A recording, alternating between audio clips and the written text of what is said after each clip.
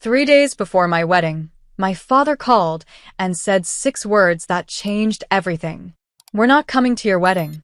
At first, I thought he was joking. Then he explained. My sister needed help watching her grandchildren that weekend. That was it.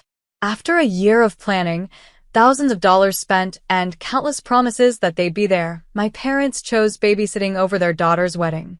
I sat there in complete silence while my father told me I should understand because family comes first. What he didn't realize was that I was done understanding. And after the wedding, I handed him a set of keys that cost him far more than he ever imagined. Before we start, hit like and subscribe, and tell me your country name in the comments. Let's see how far this story travels. My name is Emily Carter, and I was 30 years old when my parents chose my sister's grandchildren over my wedding.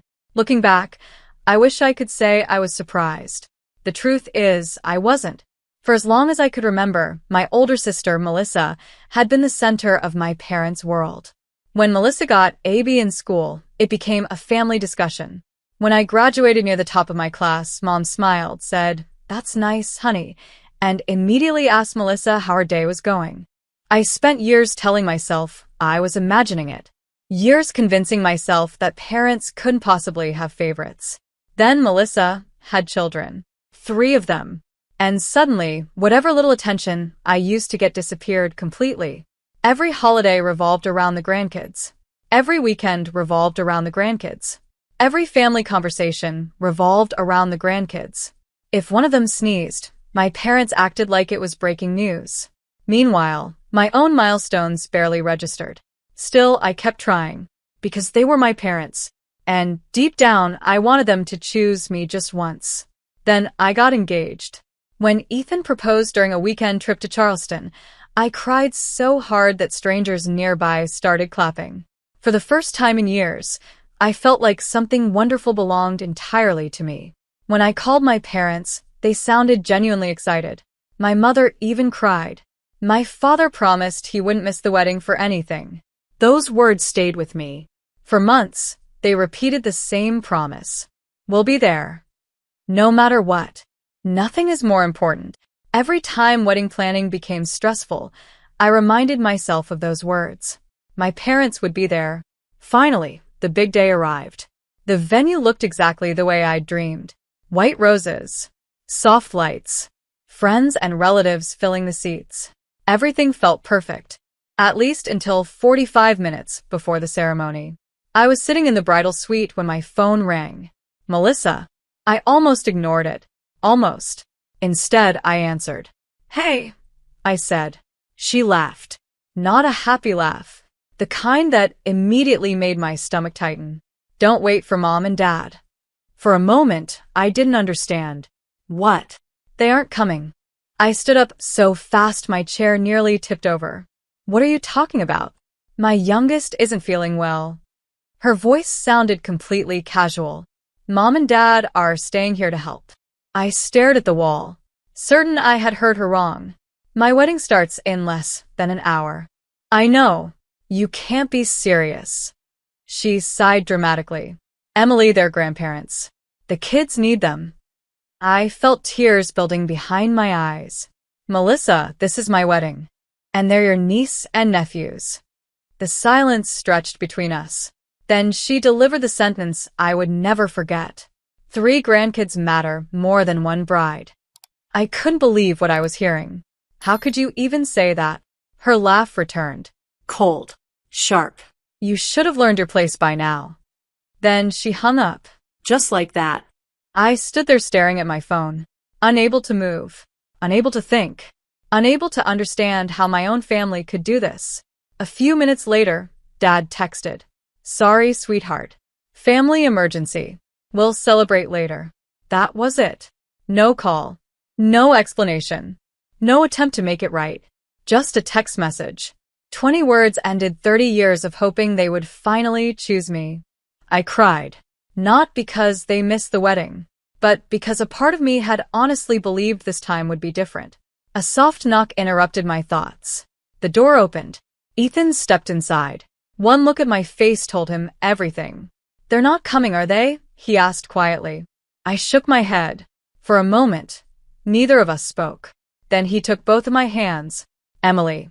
His voice was calm, steady. The people who love you are already here. I looked through the window toward the ceremony space. Friends. Relatives. People who had actually shown up. People who wanted to be there. Slowly, I wiped away my tears. Then I smiled. A real smile. Not because the pain was gone, but because I finally understood something. I couldn't force people to choose me. Not even my parents. The ceremony began 10 minutes later. And as I walked down the aisle toward Ethan, I made a quiet promise to myself. If Mom and Dad wanted to build their entire future around Melissa and her children, then I would stop chasing a place in that future. And they would eventually discover exactly what that choice cost them.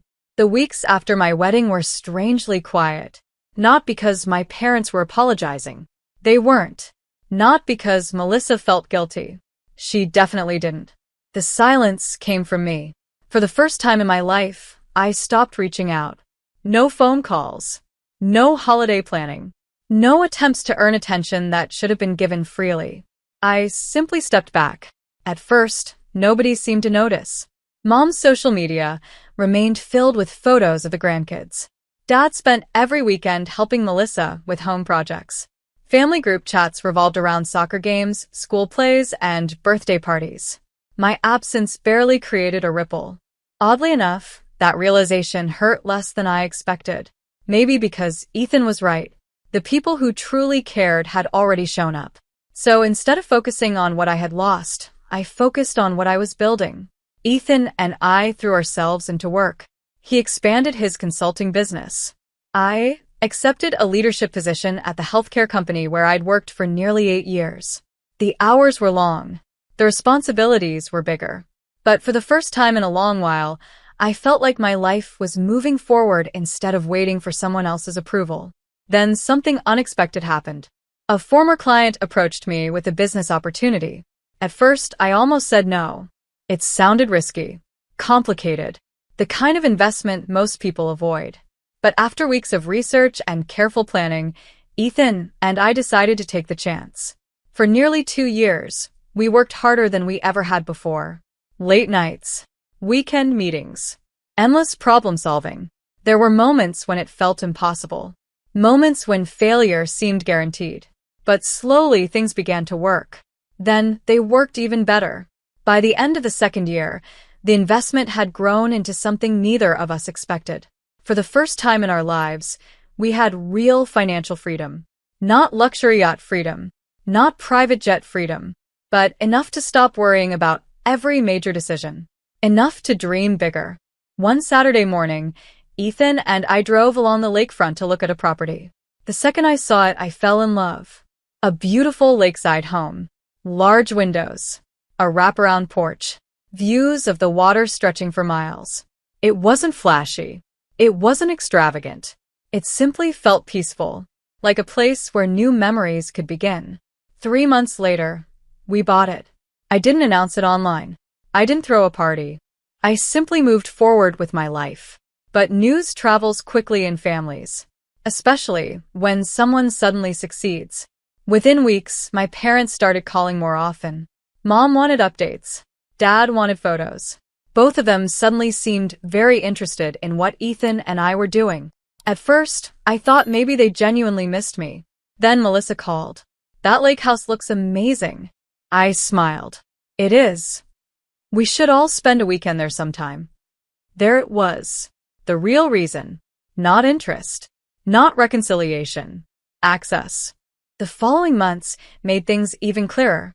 Mom started talking about family traditions. Dad talked about future holidays. Melissa discussed birthday parties and summer vacations. Every conversation somehow circled back to the property. Nobody directly asked for anything, but the expectation hung in the air, as though my success naturally belonged to everyone, as though the years of favoritism had never happened. Then came Thanksgiving. For the first time in years, my parents seemed determined to spend time with me. Dad called twice in 1 week. Mom sent long messages. Melissa even acted unusually friendly. It all felt strange. Not fake exactly, but convenient. A few days later, Dad asked if we could have lunch together. Just the two of us. I agreed. We met at a small restaurant overlooking the marina. For a while, the conversation stayed light. Work. Weather. Family. Then Dad leaned back in his chair. You know, he said, smiling, it's good seeing everyone reconnect. I nodded. It is. And that house of yours, his smile widened. That's going to become a real family gathering place. I simply stirred my coffee. Dad kept talking, already imagining birthdays, Christmas dinners, summer weekends, the future he expected, the future he assumed was waiting. When he finally finished, I reached into my purse, pulled out a small box, and placed it on the table. Dad looked surprised. What's this? Open it. He smiled immediately, certain he already knew the answer. Inside was a set of keys. His eyes lit up. For a moment, he looked happier than I'd seen him in years. Then he noticed the small tag attached to them. He read the address, read it again, and the smile vanished from his face. Suddenly, the entire conversation changed. Dad stared at the keys. Then he looked at me, then back at the address. This isn't the lake house. I shook my head. No. The confidence he'd carried into lunch disappeared instantly. What is this? I took a slow sip of coffee before answering. It's a house. A house. About 5 minutes from Melissa. His forehead creased. For several seconds, he seemed unable to understand what I was saying. Then realization slowly appeared in his eyes. I watched him sit back in his chair. Silent. Confused. Waiting. I finally spoke. You and Mom spent years making it clear where your priorities are. Dad opened his mouth. I gently raised a hand. Please. Just listen. He nodded. So I continued. When Melissa had her children, everything changed. His eyes dropped toward the table. You miss birthdays. He stayed quiet. You skipped important events. Still silent. And then you missed my wedding. The words hung between us. Heavy, painful, real. Dad looked away toward the marina. For the first time all afternoon, he looked uncomfortable. Emily. No. My voice remained calm. You chose exactly where you wanted to be. His shoulders lowered. I could see the memory returning.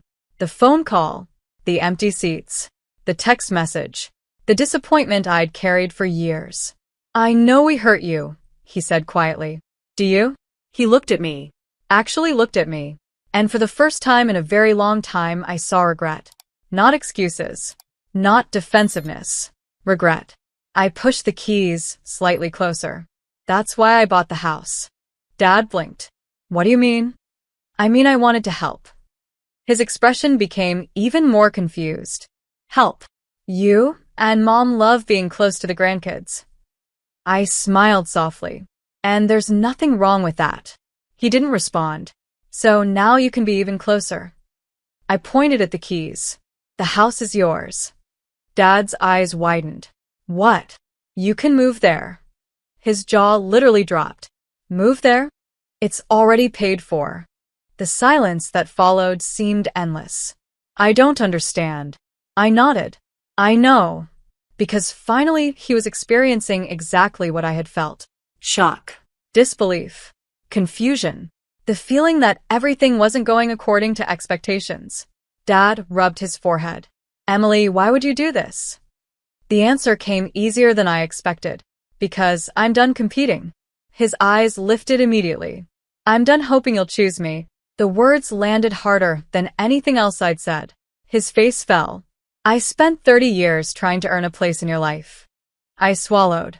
Then I realized something. He listened carefully. You already made your choice. The marina was completely quiet around us. No interruptions. No distractions. Just truth. I kept waiting for one moment when I'd finally matter as much as Melissa. A small laugh escaped me. Then my wedding came. Dad closed his eyes. And I knew he remembered. I thought if there was ever a day you'd choose me, that would be it. His voice cracked slightly. Emily, I'm sorry. For years, those words were all I wanted. Yet hearing them now felt different. Too late. Not meaningless. Just late.